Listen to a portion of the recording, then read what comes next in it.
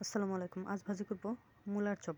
আমি একটি মূলা নিয়ে নিছি। এখান থেকে অল্প কিছু পরিমাণ মূলা নিয়ে আমি লম্বা লম্বা করে পাতলা করে কেটে নিব। তো আমি কেটে নিছি, কেটে ধুয়ে নিছি। আর সাথে নিয়ে নিছি আটা, চালের গুঁড়া, হলুদের গুঁড়া, সজের গুঁড়া, মরিচের গুঁড়া, পরিমাণ মতো লবণ। আর সাথে দিয়ে দিছি পানি। পানি দিয়ে ভালো করে মেখে নিছি। নিয়ে আমি মূলাগুলো ধুয়ে এই মিক্সের সাথে দিয়ে ভালো করে মেখে 10 থেকে 15 মিনিটের মতো রেখে দিছি। আমার কিন্তু 10 থেকে 15 মিনিটের মতো রেখে দেওয়া হয়ে গেছে। আর কড়াইটাও দিয়ে দিছি চুলায়, তেলটাও দেওয়া হয়ে গেছে। আর আমি ভাজাটাও কিন্তু শুরু করে দিছি।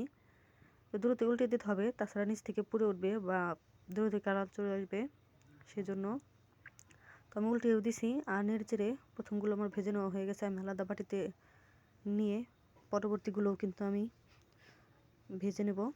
তো পরবর্তীগুলো আমি কড়াইতে দিয়ে দিছি আর উল্টেও দিছি, নেড়েচেড়ে ভেজে নেওয়া হয়ে গেছে, নামিয়ে নিছি।